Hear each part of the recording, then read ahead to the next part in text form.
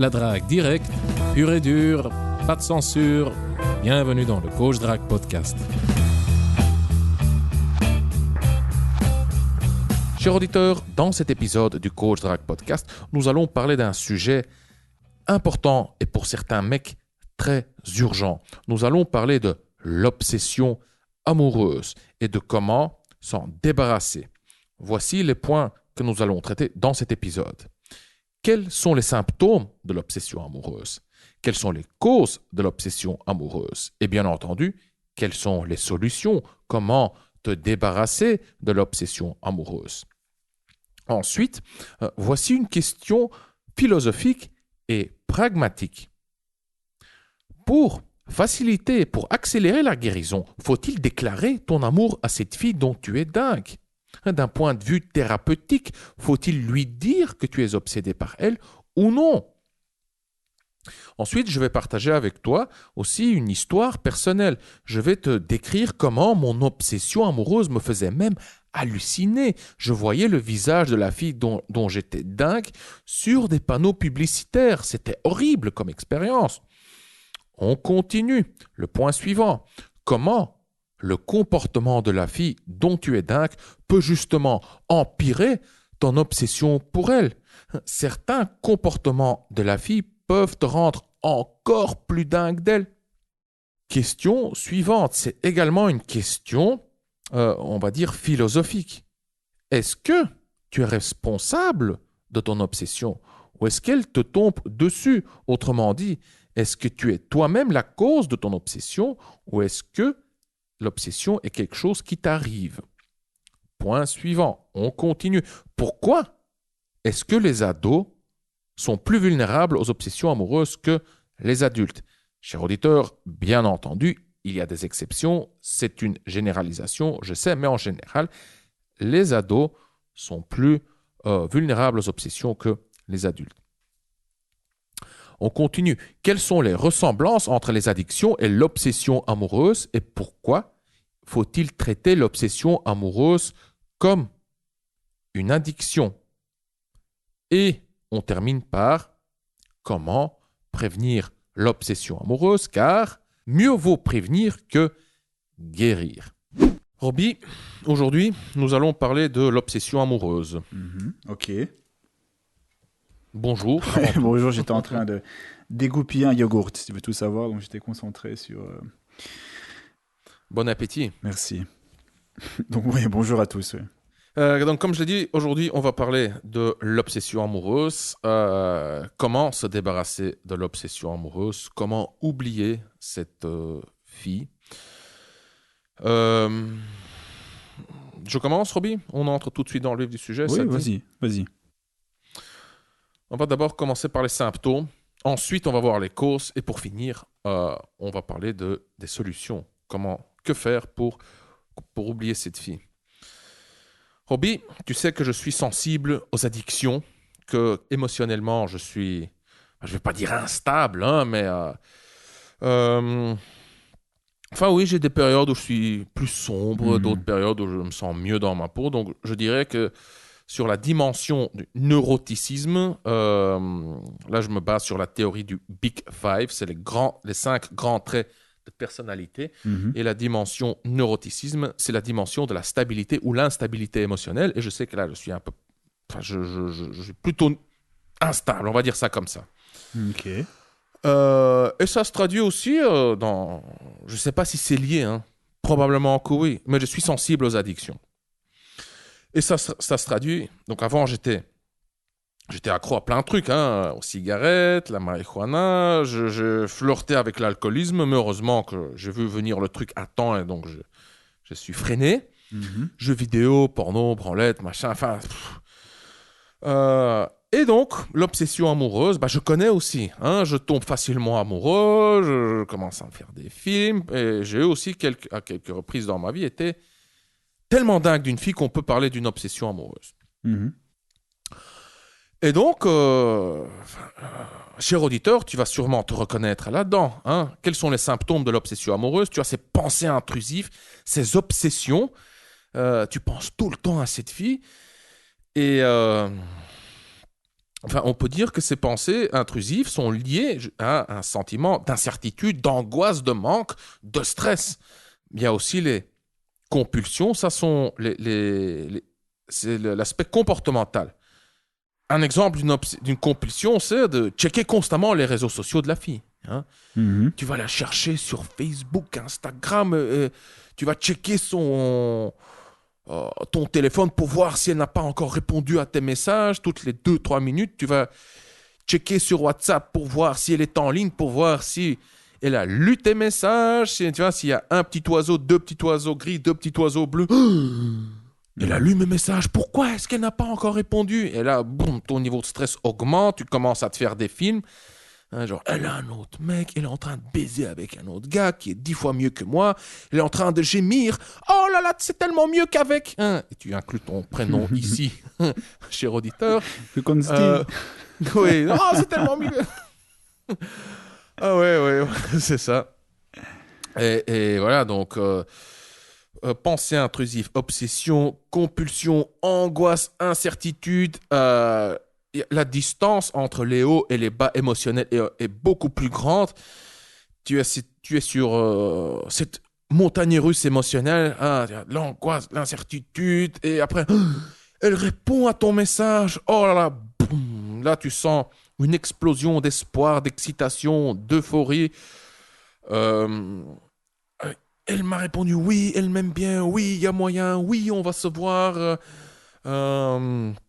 Donc là, qu'est-ce que je viens de dire? Oui, il y a moyen. Hein, donc c'est cet espoir qu'un jour ça va être en équilibre. Hein, elle va dire oui, elle va céder. Elle va voir elle va ressentir, enfin, elle va comprendre que tu es l'homme parfait. Enfin, en fait, c'est une horreur, quoi. Elle domine ta vie. Elle domine pas que tes pensées, mais aussi ta vie. Tu penses constamment à elle, quoi. Voilà. Et ce qu'il y a aussi, c'est que tous les autres aspects de ta vie deviennent moins importants. Tous les autres aspects de ta vie deviennent secondaires quand tu penses à ton boulot, ta famille, tes amis, tes loisirs, etc. C'est gris dans ta tête. Littéralement, c'est gris. Hein, tu vois ça en noir et blanc. Et quand tu penses à elle, c'est en couleur. C'est magnifique. Si tu vois les arcs-en-ciel, les fleurs, les petits papillons qui lui tournent autour. Et tu sais, quand on parle d'obsession, on peut même dire que dans certains cas, les autres aspects de ta vie, tu peux les percevoir comme des obstacles qui t'empêchent à être avec elle. Ton boulot, voilà, quand tu travailles, tu ne peux pas être avec elle, tu ne peux pas être occupé avec elle. Hein, quand tu as des rendez-vous, quand tes amis te contactent, ou ta famille je sais pas moi, pour parler au téléphone, pour fixer un rendez-vous, pour te demander, pour prendre de tes nouvelles, pour te proposer un rendez-vous, quelque part, ton corps, ton cœur, ton cerveau te disent, maintenant, j'ai pas le temps, j'ai quelque chose de plus important à faire. Elle, c'est une horreur, quoi. Tout ce que tu fais, tu le fais en fonction d'elle. Hein, tu es motivé à faire X, Y ou Z pour l'impressionner. Hein, tu te mets à aller à la salle de sport pour être plus attirant, plus musclé, plus sec ou je ne sais quoi. Pour elle, tu vas apprendre à danser, à faire de la salsa pour elle. Hein, quasiment tout ce que tu fais, c'est en fonction d'elle. Encore, comme je viens de le dire, pour l'impressionner. Hein, ce qui déjà sous-entend que voilà, tu te perçois comme étant inférieur. Tu la mets sur un piédestal. Je vais te donner quelques trucs qui me sont arrivés à moi. C'est une horreur. Je me promène dans la rue, je vois un panneau publicitaire avec la tête d'une femme. C'était je ne sais pas, pour un shampoing, pour un dentifrice ou je ne sais quoi. Et le visage de ce modèle s'est transformé. C'est devenu quoi. Enfin, vraiment, je vois les traits comme ça, le visage, comme de la plasticine se transformer. C'était devenu la fille dont j'étais dingue. Tu t'imagines? J'ai dû cligner quelques fois des yeux, me gifler légèrement pour me secouer, pour regarder une deuxième fois pour voir que c'est pas elle, quoi. Et là, heureusement que, je médite depuis des années. Heureusement que je fais beaucoup d'introspection pour me rendre compte que il y a un souci, qu'il y avait un souci. Je me dis, waouh, c'est à ce point-là que je suis dingue de cette fille que, regarde comme mon cerveau cherche à se rapprocher d'elle, cherche à être constamment avec elle. Mon cerveau met tout en œuvre pour être avec elle, quoi. Il me joue même des tours de cet ordre-là. Il essaye même de modifier mon environnement pour réduire l'angoisse, en fait, le stress, pour assouvir ce besoin. Ouais, non, c'est... Et donc là, donc, il y a une part de moi une partie de mon attention, de ma concentration, que j'avais redirigée vers mon intérieur pour réfléchir, pour me dire, attention, danger. Ici, là, tu entres... ouais, désolé, je trouve pas le bon mot, mais juste pour m'alerter que, attention, là, ça devient quand même dangereux. Ce qui est en train de se passer en toi, faut que tu interviennes consciemment. Faut que peut-être que ces émotions... Il faut aussi comprendre que quand on parle d'obsession amoureuse, quelque part, on peut dire que tu es une victime. Quelque part, attention, je n'essaye pas de déculpabiliser le sujet. Là, je veux dire, tu restes responsable, mais ici, tu es plutôt responsable de ta réaction. Comment est-ce que tu agis? Car je peux te dire que ça te tombe dessus. Ce n'est pas quelque chose que tu choisis. Tu ne te dis pas, voilà, je vais tomber follement amoureux, je veux avoir des obsessions. Ça te tombe dessus, mais tu as toujours le contrôle de comment tu agis. Voilà. Exact. Ce que tu fais aussi, c'est que tu te projettes dans le futur, tu t'imagines, avec elle, quoi, en train de faire, je sais pas, mais en train de te marier, de faire des gosses, des voyages, des promenades. Enfin, tu t'imagines un peu des scènes idylliques comme on voit dans les pubs pour des assurances ou quoi. Tu vois, un couple plus âgé en train de, au ralenti, en train de sauter comme ça dans un champ doré avec des fleurs, des arbres, des papillons, des oiseaux, tu vois, heureux, avec les gosses autour en train de sauter, de danser. Oh, comme on est heureux, on est comblé, on est une famille complète. Voilà quoi. Et encore un symptôme, c'est la conviction, le sentiment carrément qu'avec elle, ta vie sera complète. Si seulement tu l'avais, voilà, tu n'auras besoin de plus rien du tout. Avec elle, tu seras entièrement heureux, et à l'opposé aussi. Sans elle, tu ne seras jamais complet, jamais comblé, tu ne seras jamais entièrement heureux. Voilà. Ça c'est une liste, c'est une série de symptômes, il y en a sûrement encore, mais ça sont les symptômes principaux. C'est déjà pas mal, hein? Ouais. Est-ce que toi, tu te reconnais là-dedans? Car moi, ouais. Écoute, disons que la seule fois où ça m'est arrivé dans un passé pas trop lointain, c'était avec ma dernière relation qui a duré 1 an et demi, 2 ans. C'est terminé en 2015. Et c'est vrai que je suis passé via ces différentes étapes donc, que tu as mentionnées, donc je ne vais pas retourner les réexpliquer. Mais ce qui est très intéressant dans mon histoire, c'est que je suis passé par... Il y a aussi un élément que tu n'as pas mentionné, mais qui existe lorsque tu es avec cette fille. Parce que tu peux être en obsession amoureuse et être avec elle malgré tout. Donc, oui, voilà. oui, tout à fait. Oui. Moi, c'est ce qui m'est arrivé. J'étais avec cette fille. Et au début, il y a aussi la jalousie qui est là. Donc, tu fais tout un foin de situations très basiques. Tu extrapoles, tu exagères beaucoup de situations. Et moi, lorsque ça m'est arrivé, j'avais effectivement fait des petites crises de jalousie incontrôlables parce que tu sais ce que tu dois faire rationnellement. Tu sais que tu ne dois pas être jaloux, tu sais que tu ne dois pas être réactif. Mais de nouveau, comme tu l'as dit, ce n'est pas un choix, ça te tombe dessus. Ce n'est pas rationnel. Et donc, moi, ça m'est arrivé à multiples reprises, à 2 reprises, de faire des petites crises de jalousie pour des petits événements, de sorte à ce que je l'ai presque perdu. Finalement, ça a bien fonctionné. Bon, je te fais une avance rapide, mais pour avancer mon point, c'est que je suis passé donc via une phase d'obsession, de jalousie, où je l'apercevais effectivement comme étant d'un niveau supérieur et donc avec beaucoup d'opportunités. Moi, je me suis un peu renfermé, je sortais beaucoup moins, je voyais moins de filles, donc forcément, j'avais aussi une sorte de manque, un peu, hein, un mindset, un mode de pensée de rareté. Et finalement, ce qui est assez marrant, entre guillemets, dans cette histoire, c'est que plusieurs mois plus tard, on a même été jusqu'à emménager ensemble, etc. Et là, la dynamique a complètement changé. C'est-à-dire que cette obsession s'est transformée en une lassitude, finalement. Donc, puisque j'ai commencé à voir d'autres gens, à voir d'autres filles, et le fait aussi qu'elle s'est un peu rangée également. Donc, où je veux en venir, c'est que l'obsession est parfois aussi, comment dire, nourrie par, comme tu l'as mentionné, par des sentiments aussi de voir l'autre aussi comme étant supérieur à soi, donc qui enclenche un phénomène de rareté, la peur de la perdre, hein, de se dire que si jamais je la perds, j'aurai pas mieux que cette fille. Donc ça, c'est déjà une chose. Et aussi d'un manque d'opportunités. En tout cas, ça, c'est mon expérience personnelle. Quand tu as généralement des opportunités annexes, et je dis pas de tromper ta copine, non, c'est pas ça que je dis simplement d'avoir une sensation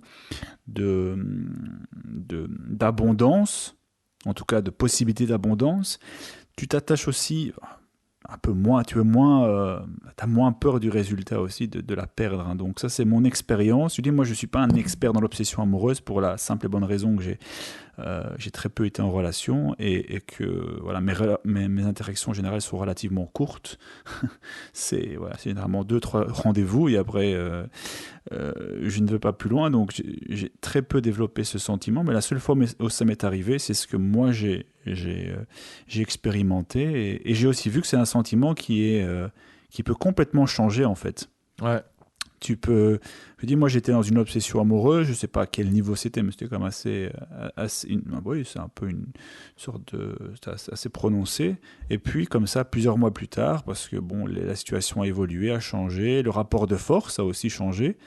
Eh bien, je me suis rendu compte que finalement, cette obsession amoureuse était la résultante de plusieurs éléments qui n'avaient pas vraiment grand-chose à voir avec l'amour ou les choses comme ça, qui étaient plus liées à la peur de la perdre, au problème d'ego, des choses comme ça. Donc, c'est aussi des choses, c'est très intéressant de s'en rendre compte pour savoir que, comme tu l'as dit, à un moment donné, oui, on pense qu'avec cette femme, la conviction qu'avec cette femme, ça ira mieux, que tu t'imagines déjà avec le petit appartement, ce qu'on a eu d'ailleurs avec cette fille, hein. On a eu l'appartement, moi je commençais à bosser à ce moment-là à Bruxelles et donc il y avait cette photo idyllique, donc elle qui faisait à manger, je rentrais le soir parce que bon, bref, et finalement une fois que tu l'as, tu te rends compte que c'est pas vraiment ce que tu voulais, donc tout ce qui est à la base de ton obsession amoureuse, tu vois clairement que c'est une fabrication de l'esprit finalement. Hein, donc, donc voilà, moi c'est mon expérience. Maintenant, je sais que chacun vit ça différemment, à des degrés divers. Voilà. C'est surtout ça. Ouais. Pas vraiment différemment. Il y a beaucoup les gens qui nous écoutent vont se reconnaître là-dedans. Il y a des différences dans les détails et dans l'intensité, hein, que ce soit dans un appart ou une maison. Ils s'imaginent...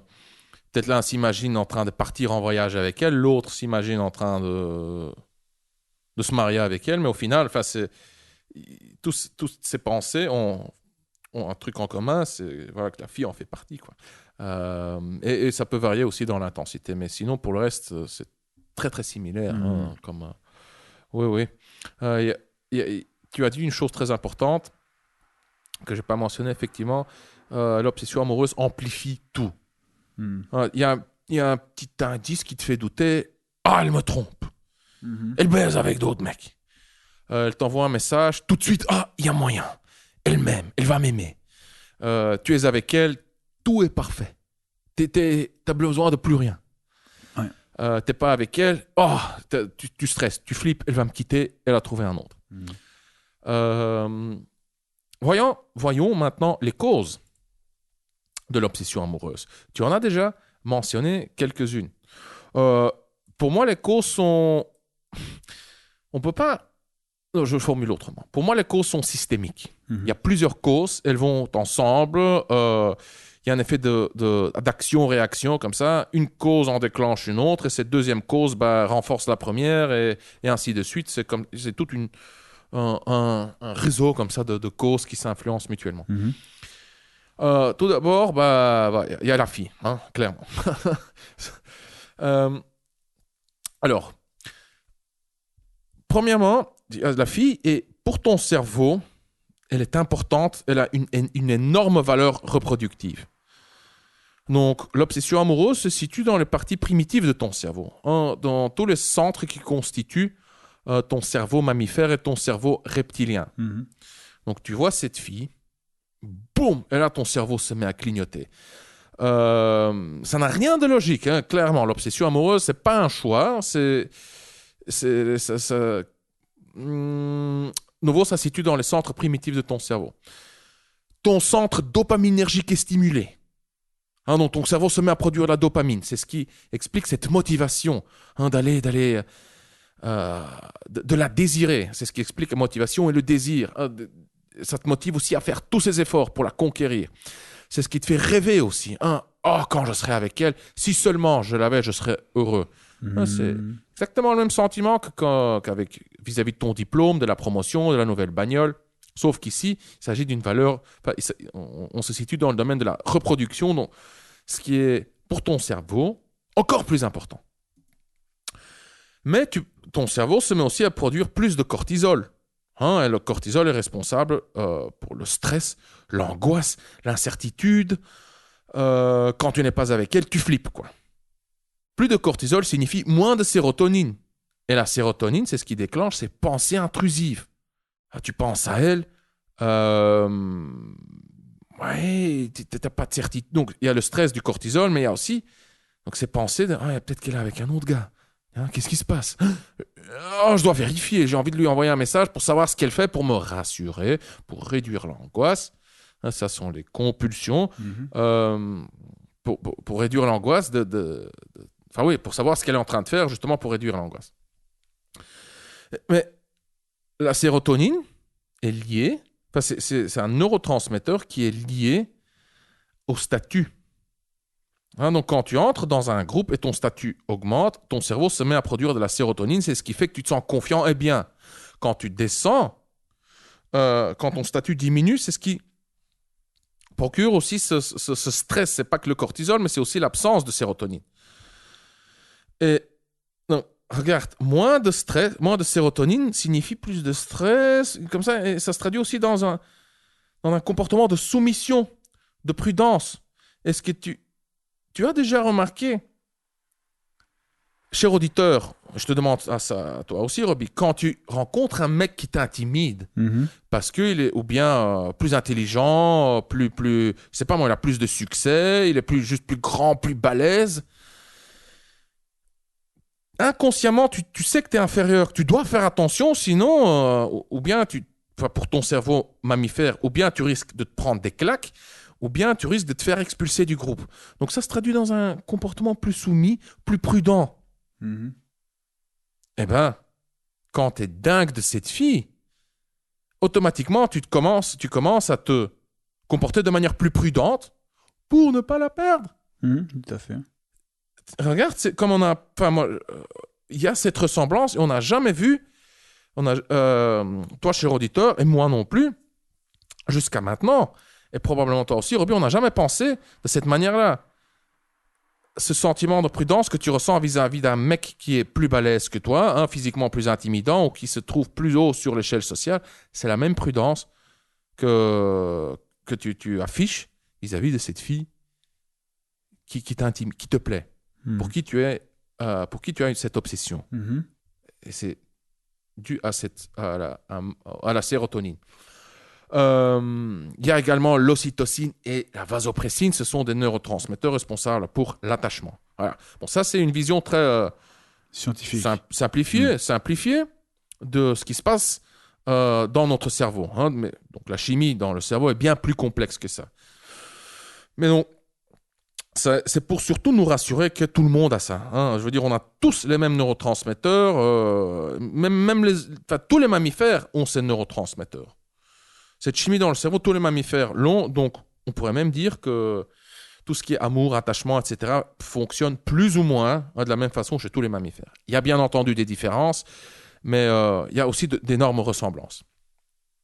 Maintenant, on va sortir un peu du cerveau et on va regarder à l'extérieur, dans l'environnement. On peut expliquer aussi cette obsession amoureuse, toi tu l'as déjà dit, Robbie, par un manque d'options. Tu es obsédé par cette fille car tu n'as pas assez d'options équivalentes. Mhm. Autrement dit, cette fille, c'est ta meilleure option pour l'instant. Ce qui a aussi un élément très important, c'est que tu dois avoir le sentiment, l'impression qu'elle est à portée de main. Elle est accessible. Il y a moyen. Ouais, exact. Ouais, si seulement je faisais X, Y ou Z, un petit effort supplémentaire, je pourrais l'avoir. Et tu fais l'effort et tu l'as pas, et bon, boum, là, ça devient un feedback loop, une boucle de rétroaction. Et, tu continues à faire des efforts, à t'investir, parce que tu es presque. Encore un peu, tu es presque. Mmh. Ça, c'est le rôle de la dopamine. Et voilà, plus tu t'investis, plus tu t'attaches, plus tu renforces ce sentiment. Et là, ça devient aussi un feedback loop. Tu continues à faire des investissements, tu t'attaches encore plus, ce qui fait que tu vas faire encore plus d'investissements, blablabla. Ça ne s'arrête pas, quoi. C'est aussi une question de valeur sur le marché de l'amour. Donc, cette fille a une valeur. En fait, tu perçois que cette fille étant un petit peu supérieure à toi. Donc, si elle est hors de portée, tu vas juste... je sais pas moi, on va pensons à... Je vais juste nommer une actrice, je sais pas, Angelina Jolie. Peut-être qu'elle te parle pas, peut-être qu'elle te dit rien, peut-être que tu la trouves pas attirante. Bref, mais même si elle te plaisait... Elle n'est pas accessible. Elle est out of your league, comme on dit. Tu vas pas développer d'obsession amoureuse pour elle. Pour moi, un autre élément aussi, c'est lié à ça. Oui? Non, je dirais même que c'est un peu, je sais pas si tu connais la fable du renard et les raisins. Quand c'est pas accessible, on va plutôt même trouver des justifications qui vont nous détacher encore plus de cette personne, par exemple, en disant oui, en fait, compte, elle est pas si bien parce que regarde ça, elle a un nez bizarre, en fait, c'est une actrice connue, mais en fait, je sais pas, elle a des yeux bizarres ou des cheveux bizarres. Donc, en fait, on va essayer quand c'est loin de notre catégorie, on va parfois aussi avoir tendance pour se rassurer, dire bon, t'as déjà vu ça chez des gens, tu leur montres une top mannequin ou une top modèle, oui mais non, mais regarde c'est trop mince, oui mais regarde elle est pas, regarde ses cheveux. Oui, on peut dire que la réaction que j'ai eue tantôt avant le podcast vis-à-vis des photos que tu m'as montrées de ton rencard, c'est du même, ouais. C'est du même ordre, c'est quelque part pour protéger ton ego, tout simple. Oui, mais aussi pas parce qu'il n'y a pas de connexion du tout, quoi. C'est complètement hors de de ta vie proche. Donc, comment tu veux développer une obsession? Il y en a qui le font, je pense qu'il y en a qui développent des obsessions sur les célébrités, parce que c'est un autre schéma qui s'applique. Mais c'est vrai que, personnellement, c'est les pires obsessions. Moi, tu vois, j'ai des amis qui m'ont déjà expliqué des obsessions à eux. Et souvent, c'était pas pour les plus jolies, forcément. C'était des filles qui, progressivement, ça s'est un peu installé. Donc, alors que chez d'autres personnes, avec des filles on va dire intrinsèquement de grande qualité, tu développes absolument rien. Et je pense que une des raisons, et tu l'as mentionné, c'est cette possibilité de savoir que tu peux l'atteindre finalement et que tu n'es pas très loin. Donc, ça reste dans un cercle qui t'est atteignable, en fait. Ouais. Donc ça c'est une très bonne. J'ai jamais pensé dans ce sens-là, tu vois. Donc. Oui, exactement. Tu l'as dit. Ce n'est pas nécessairement la fille la plus belle, mais c'est un ensemble de facteurs comme ça. Elle coche plein de cases. Maintenant, on peut dire est-ce qu'elle coche plein de cases? Est-ce que c'est une rationalisation, ou est-ce que c'est la cause? C'est même secondaire, c'est pas important, mais en tout cas, moi, chaque fois, je le vis comme ça. C'est genre, elle a tellement de qualités que je cherche chez une femme. Non, c'est des qualités physiques, des qualités intellectuelles, des qualités en termes de personnalité, de caractère. Donc, je continue, Robbie. Ouais. Pour moi, il y a encore un facteur qui joue un rôle, plusieurs même. C'est le manque d'expérience. J'ai déjà constaté que moins on a d'expérience, plus on a de chances de tomber dans une obsession amoureuse. Ouais. Souvent, quand on est plus jeune aussi, tiens, des ados, hein, là, on peut expliquer ça aussi juste comment dire, c'est un facteur développemental, ça se dit? Ouais, Un quoi, un facteur? du développement. Ok. Parce que quand on est adolescent, surtout le cortex préfrontal, hein, le siège du contrôle inhibiteur, donc c'est la gestion de nos pulsions et de nos émotions, n'est pas entièrement développé. Mm-hmm. Le cortex préfrontal, je crois que il est mûr, je vais dire ça comme ça, aux alentours de 21 ans, ou même plus tard. Mm. Bon. Peut-être que je me trompe, je vais, disons entre 21 et 25 ans. Mais donc quand tu es plus jeune, voilà, tu n'as juste pas les ressources, littéralement, tu n'as pas les structures dans ta tête pour faire face à ça, mais il y a les hormones je veux dire, ton corps, il est submergé d'hormones et de la testo, tu commences à grandir, à te développer. Les hormones et les neurotransmetteurs sont liés, hein, clairement. Enfin non, c'est pas clair. Bref, mais je le dis. Donc, ton cerveau se met à produire tous ces neurotransmetteurs que j'ai mentionnés, dopamine, sérotonine, cortisol, ocytocine, boum, boum, et tu n'as pas le siège, le siège du contrôle inhibiteur, le cortex préfrontal n'est pas entièrement développé. Bah oui, là, écoute, c'est pour ça que tu développes des obsessions pour Sarah, cette fille de ma classe. Oh, qu'elle est belle, qu'elle est jolie, oh là là. Donc, il y a ça, hein. Il y a l'âge et le manque d'expérience, et ces deux, il y a une corrélation, elle n'est pas parfaite. Parfois, il y a des hommes aussi plus âgés qui n'ont juste pas assez d'expérience. Donc, voilà. Et j'ai noté ici une dernière cause, c'est plutôt un facteur qui contribue, un contributeur. Mm-hmm. Ce qui pourrait renforcer l'obsession amoureuse, c'est le comportement versatile de la fille. Ouais. Quand une fille souffle le chaud et le froid, là, mon vieux, ça peut te rendre mais dingue. Dingue. Bien sûr. Ça va amplifier, ça va renforcer cette montagne russe émotionnelle. Tu vas basculer entre la frustration, l'angoisse et l'espoir, l'excitation, l'enthousiasme, mais encore plus, quoi. Ouais, donc voilà. Tout à fait.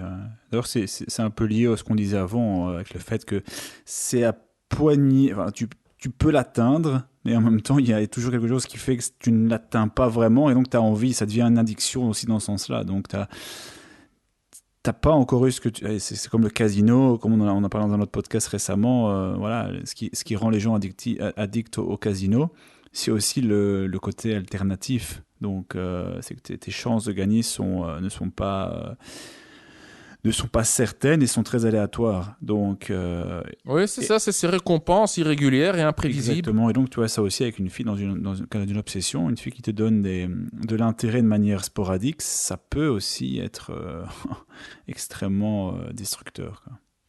Ouais, aujourd'hui, ouais, je t'aime bien. Quand est-ce que tu viens? Tu manques. Demain, ouais, tu sais, j'ai des doutes, je sais pas trop, laisse-moi réfléchir. Ouais, j'ai réfléchi, désolé, je sais pas ce que j'avais, je pense que j'avais mes règles ou quoi, ou j'étais fatigué, non, c'était rien. Quand est-ce que tu viens? Tu me manques, j'ai envie de toi. Et puis un peu plus tard, de nouveau, écoute, y a ce mec qui m'envoie des messages, je sais pas, il me fait quand même quelque chose. Ouais, tu deviens dingue, hein? Ah ouais. Exactement. Voyons maintenant les solutions. Pour moi, je considère l'obsession amoureuse, je vois ça un peu comme une addiction. Je le traite aussi comme une addiction. Mm-hmm. Et avant tout, il faut faire un choix rationnel. Tes émotions, déjà émotionnellement, tu es encore attaché à cette fille. Et pour l'oublier, on va dire ça comme ça, pour effacer les traces, pour atténuer l'intensité émotionnelle, il faut traiter ça comme une addiction, c'est-à-dire il faut couper, arrêter, stopper tous les déclencheurs. Ouais. Voilà. Qu'est-ce que je veux dire par là? Tu arrêtes de répondre, tu arrêtes de chercher le contact pour ne pas devoir utiliser ta volonté qui est limité, hein, encore une fois, ta volonté est limitée. Donc, pendant des moments de faiblesse, de stress, tu n'auras pas assez de volonté et tu vas succomber. Tu vas de nouveau afficher des compulsions, donc des comportements qui ont comme but de réduire ton stress, ton angoisse, qui ont comme but de te rassurer. C'est-à-dire, tu vas quand même chercher le contact. Tu vas quand même lui envoyer un message. Tu vas quand même aller checker ses réseaux sociaux pour voir ce qu'elle est en train de faire. Donc, tu dois supprimer tous les déclencheurs. Tu effaces son numéro, tu effaces son Facebook, tu effaces son Instagram. Je dirais même que tu la bloques. Pas d'email, tout ce qui est en rapport avec elle, chaque canal, chaque moyen de la contacter, tu le supprimes tout simplement. Tu le supprimes et tu le fais juste pour toi, pour pouvoir faire le deuil, quoi, pour pouvoir te désaccoutumer. Donc, voilà, ça c'est le premier point. Ensuite, oui, au début, ça va demander de la volonté, hein, pour le faire, car tu vas douter. Tu vas te dire, oui, mais tes sentiments, tu vas ressentir de la résistance. Ton cœur, ton corps vont crier, non, ne le fais pas, car sans elle, ta vie sera grise. Tu vas ressentir ça comme une amputation. Il y a quelque chose qui va... C'est comme si, oui, tu devais dire au revoir, quoi, à ton meilleur ami entre guillemets, hein, ta source de joie et de bonheur. C'est comme avec toute addiction. Les clopes, l'alcool, la marijuana, les jeux vidéo, le porno. Imagine que tu dois te dire... Enfin, c'est comme ça que je l'ai ressenti, et toi, cher auditeur, tu vas te reconnaître là-dedans. Si tu as réussi à vaincre une addiction, c'est quelque part... tu l'as ressenti comme un adieu, oui, une séparation d'un très bon ami. Et donc ici, c'est le même principe, tu dois décider rationnellement de dire au revoir à cette source de stimulation et de stress. Même si tes sentiments crient non, ta vie va être vide, tu dois juste faire confiance au moyen terme et à long terme, tu dois juste faire confiance que les choses vont s'arranger, que tout le reste qui est secondaire maintenant va devenir de nouveau plus important et va reprendre de la couleur. Tout ce qui te semble maintenant ennuyeux, inutile, comme un obstacle, hein, amis, boulot, famille, je sais pas moi, le sport, les promenades, tes loisirs, ça va reprendre, ces autres aspects vont redevenir des sources de plaisir et de stimulation, ce qui n'est plus le cas maintenant vu que tu es obsédé par cette fille. Pour ton cerveau, cette fille, maintenant, c'est l'élément numéro 1, c'est la chose la plus importante dans ta vie. Et si tu la supprimes petit à petit, tous ces autres aspects de ta vie vont redevenir des sources de stimulation et de plaisir. Mmh. Avant de conclure, je voulais juste rajouter quelque chose par rapport à ce que tu viens de dire. Ce que tu viens de dire, moi, je mettrais dans la catégorie guérir. C'est-à-dire quand tu es à un point tel qu'il faut guérir, il faut absolument arrêter tout, couper toute source qui peut déclencher ces comportements nocifs. D'accord ? Et j'ajouterais quand même un tempérament dans la catégorie prévenir. C'est-à-dire que quoi qu'on en fasse, il y aura toujours des filles qu'on va considérer comme étant au-dessus de nous. Qu'on perçoit qui ont une valeur perçue supérieure à la nôtre. Et ça va automatiquement engendrer des comportements où on va essayer de plus s'investir, d'avoir la peur de la perdre, etc. Et donc, moi, ça m'arrive aussi, ça m'arrive encore aujourd'hui. Et mentalement, qu'est-ce que je me dis ? Quelles sont les astuces que j'essaye d'employer pour éviter de rentrer dans un cercle vicieux ? C'est de contrôler. Donc, par exemple... Une technique que moi j'utilise souvent, d'ailleurs j'en parle dans le programme Le Script, c'est la technique de la décantation. Donc j'essaye d'éviter d'être trop émotionnel sur mes réponses ou par exemple, si une fille va me dire quelque chose et je vais sentir une vague d'émotions m'envahir et je vais peut-être me précipiter dans la réponse, au risque de m'enfoncer et en plus de peut-être créer chez elle un manque d'intérêt, et ce manque d'intérêt va peut-être rejaillir sur moi comme étant tu vois, ce côté souffler le chaud et le froid, et je vais encore tu vois, eh bien je vais peut-être simplement me dire ouais, tu vas être trop émotionnel sur le coup, donc laisse passer le temps et envoie-lui quelque chose à tête reposée, par exemple. Et de telle sorte à ce que tu ne rentres pas dans cet engrenage négatif tout de suite. Tu vois ce que je veux dire? Donc, en fait, c'est prévenir. Donc, après, ce que tu viens de donner comme astuce, et moi, je suis tout à fait d'accord, c'est la meilleure astuce pour couper court à ce cercle vicieux, et je mettrai dans la catégorie guérir, c'est vraiment de stopper tout contact, stopper tout déclencheur, WhatsApp, Facebook, numéro de téléphone, SMS, tout. Par contre, tu peux effectivement essayer d'apprivoiser ce schéma vicieux, parce que, quoi qu'on en dise, à chaque fois que tu vas croiser une fille qui te plaît plus qu'une autre, tu auras tendance à en faire un peu plus que d'habitude, à prendre un peu tout plus à cœur, etc. Donc, en fait, c'est un exercice d'essayer de te calmer, de savoir que oui, je suis ici en présence d'une fille qui peut, pour laquelle je peux tomber dans une obsession, toute relative au début peut-être, mais qui peut progressivement augmenter, et de s'entraîner à éviter de se laisser trop aller par les émotions, et donc oui, s'entraîner tout simplement à être beaucoup moins émotionnel. Tu vois ce que je veux dire? Oui, tout à fait. Et ça, je mettrais c'est de reconnaître les signes tôt et déjà d'intervenir très très tôt dans le processus de séduction. En sachant aussi quelque chose, là je reviens à mon ex, avec qui je suis resté presque 2 ans, ma dernière relation en date, en sachant, et ça je le vois de plus en plus, que en tout cas chez moi, mon pattern, mon schéma, c'est quoi? C'est généralement quand il y a une fille qui me plaît beaucoup, j'ai tendance comme ça au début à sentir une forte pression de la perdre. Mais je sais aussi que cette pression diminue fortement après l'avoir vue quelques fois. Donc en fait, je l'idéalise beaucoup moins après un certain temps. Et donc, en sachant comment je fonctionne, eh bien, je me contrôle au début. Je suis un peu plus distant. Je contrôle mes réponses, le temps de réponse, histoire qu'elle ne croit pas que je suis déjà acquis. Et je sais aussi que cette obsession, en tout cas, comme moi je la ressens, va diminuer avec le temps. Tu vois ce que je veux dire? Mais dans certains cas, quand tu te laisses trop aller rapidement, tu peux pas savoir comment ça va se passer dans 3 mois, parce que tu n'auras pas l'occasion de savoir comment ça se passe dans 3 mois, parce que tu l'auras grillé dès le début à cause de ton comportement. Donc ça, je pense que c'est aussi utile. Et avec mon ex, par exemple, au début, c'était la balance en ma défaveur, et puis quelques mois plus tard, c'était complètement l'inverse. Et donc, suite à ça, je me suis rendu compte, en tout cas pour moi, comment je fonctionnais, que c'était quelque chose qui s'estompait, en tout cas. Cette obsession, chez moi, s'estompait après un certain temps. Mais pour être certain qu'elle s'estompe, il faut que tu laisses une chance à la relation de commencer. Et pour laisser une chance à la relation de commencer, il faut éviter de foirer dès le début.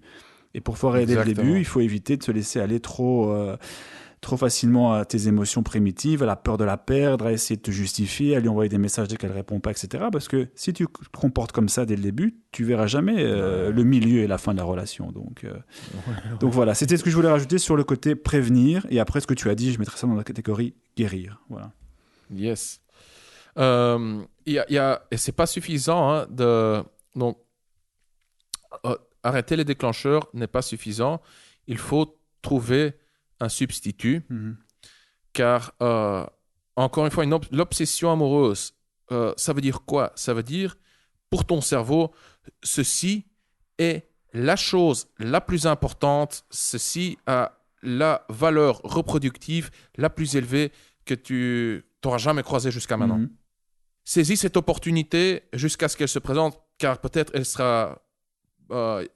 cette opportunité ne sera plus là dans un futur proche. Ça, c'est ce que ton cerveau essaye de te faire comprendre. Enfin, c'est ce que ça veut dire. C'est pour ça qu'il réagit comme ça. Exact.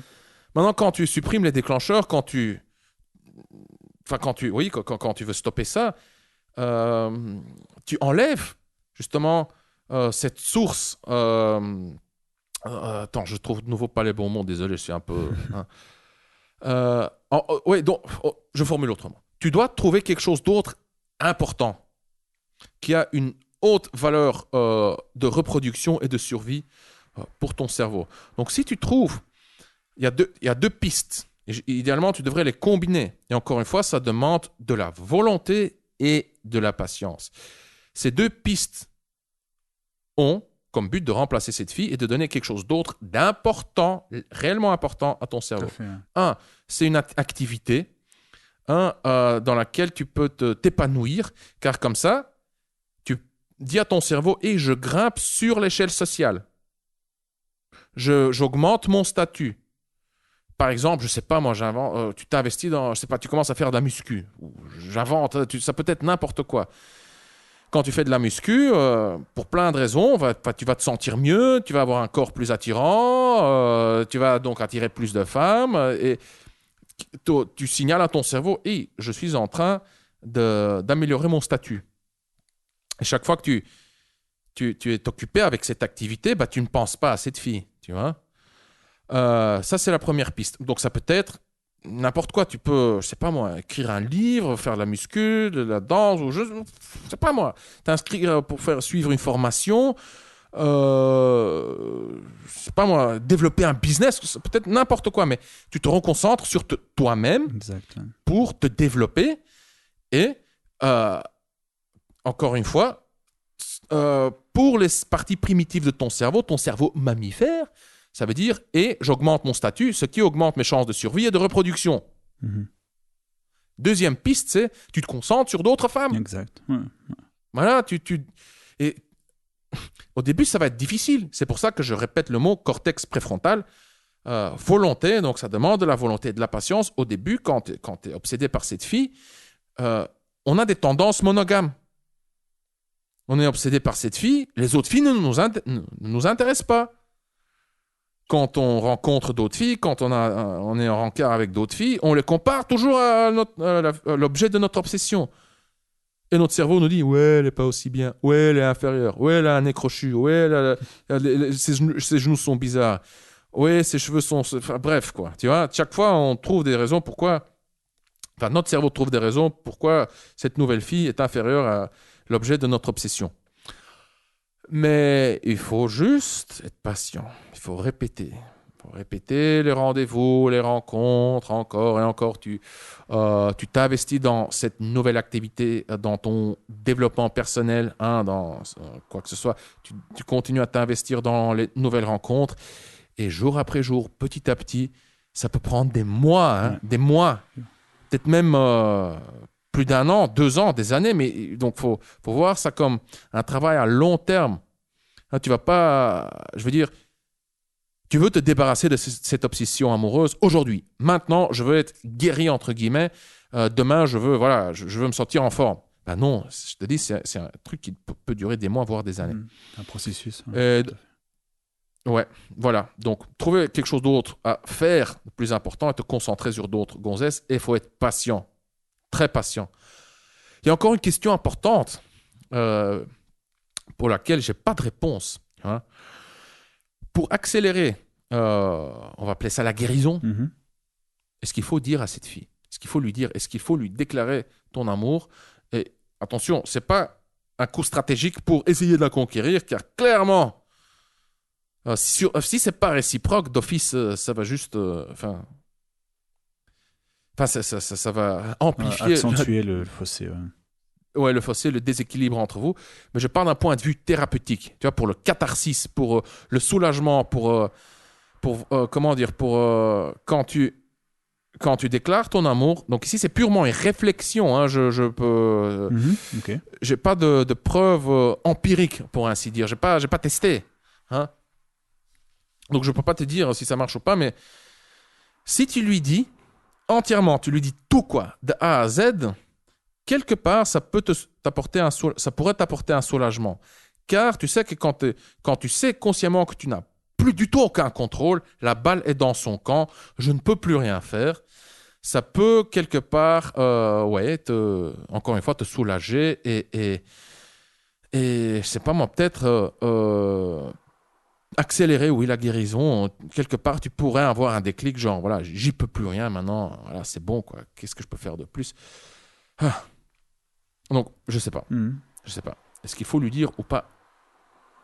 J'ai hésité longuement. Il y a des périodes où je me dis, oui, il faut lui dire, juste pour l'effet thérapeutique. Comme ça, tu es débarrassé entièrement, tu es transparent à 100%. D'autre part, je me dis non, il ne faut pas lui dire, car quand tu es obsédé, tu es obsédé. Je veux dire, et puis tu as peut-être ton ego qui intervient en disant tu n'as pas envie de lui donner ce plaisir de... Non, ouais, c'est ça, donc je sais pas. Non, mais c'est une bonne réflexion, je pense que il faut essayer. Hein. Et je termine par un dernier point, encore une fois, patience. Pas une question de jours, ni une question de semaines, c'est une question de mois. Et parfois, je dirais même que la guérison peut durer plus longtemps que la période de ton obsession. Donc, je sais pas moi, si tu as flirté avec cette fille, si vous étiez en phase de séduction, d'accouplement, tu vois, vous étiez en train de tâter le terrain tous les deux, si la parade nuptiale a duré, disons, 3 mois, 6 mois, 9 mois, 1 an, je sais pas moi, 1 an et demi, il y a beaucoup d'experts qui disent oui, pour l'oublier, pour effacer les traces, hein, pour guérir, tu as besoin de la moitié du temps de la durée de la parade nuptiale ou de la relation. Ouais. Moi, je dirais, parfois, ça peut durer plus de temps, hein. Même plus longtemps, quoi. Voilà. Donc, patience. Et, Roby, maintenant, on passe à la minute promo. Aujourd'hui, je fais la promo de 2 produits. Le premier, c'est Tu la veux, tu l'auras. C'est le bouquin que j'ai écrit. Qui parle justement, voilà, le sous-titre est Comment séduire cette fille en particulier. Dans Tu la veux, tu l'auras, je parle de 8 règles, des 8 règles à respecter si tu veux séduire cette fille absolument. Le lien se trouvera en description. Le bouquin contient des exercices, des études de cas et plein d'autres trucs. Donc, clique sur le lien en description. Et le deuxième produit, c'est ton produit à toi, Roby, c'est ta formation, le script. Le script, c'est la Bible du game direct structuré. Que dire? Comment le dire pour passer de l'approche à la conclusion? Et ça pour plein d'environnements. La rue, les bars, Internet. Il y a un module aussi sur le rendez-vous. Ouais, exact. C'est une perle. Ouais, tu l'aimes bien celui-là. Hein. Oh là là, ce module, ouais. Surtout le module sur la rue, qui traite de la drague en rue, et le module, c'est celui qui a laissé, la rue, les bars et les boîtes, et le rendez-vous, ça m'a vraiment, waouh, quoi, ça m'a bluffé. On pourrait même mettre ça en lien avec encore le podcast du jour, en disant, voilà, après la phase guérir, donc couper tous les déclencheurs Si tu veux te remettre, te remettre en selle, en essayant d'accélérer le processus de guérison, en faisant plus de rencontres, je pense que ça peut être utile via le script et donc les différents environnements, draguer en rue, draguer en soirée, draguer sur Internet, et alors tout ce que tu as dit, donc le rendez-vous, les SMS, les textos et tout le tralala. Ouais. Et pour le script, si tu es intéressé, tu trouveras le lien également dans la description. C'est tout pour aujourd'hui. Yes, merci beaucoup. Merci à toi, Roby. Merci, cher auditeur, et on se voit dans le prochain épisode. À très vite. Bye bye. À très vite. Bye bye. Cher auditeur, nous sommes arrivés à la fin de cet épisode et il y a encore un point que j'aimerais mentionner. Si tu as besoin d'une oreille attentive, si tu as besoin de partager ta souffrance avec quelqu'un, de préférence avec un expert, avec quelqu'un qui te comprend, qui a vécu une histoire, voire des histoires similaires, si tu aimerais avoir un coup de main pour justement te débarrasser de ton obsession amoureuse, alors on peut travailler ensemble. Pour ainsi faire, je t'invite à jeter un coup d'œil au micro-coaching. Avec le micro-coaching, on communique, toi et moi, par téléphone, Skype ou par de petits messages audio sur WhatsApp. Tu peux même m'envoyer des captures d'écran de tes messages avec cette fille et j'analyserai ces messages, je rédigerai même tes messages pour toi. Je te dirai quoi lui répondre. Donc, si tu aimerais savoir quoi faire pour faire pencher la balance en ta faveur, ou si tu aimerais avoir un coup de main pour te débarrasser de ton obsession amoureuse, un coup de main pour faciliter et accélérer la guérison, alors tu es à la bonne adresse. Tu trouveras plus d'infos sur coachdrag.com/service avec un s/micro-coaching. Tu trouveras le lien dans la description en dessous de ce podcast. Je suis Consti de coachdrag.com. Merci d'avoir écouté le Coach Drag Podcast. On se revoit dans le prochain épisode. Bonne drague.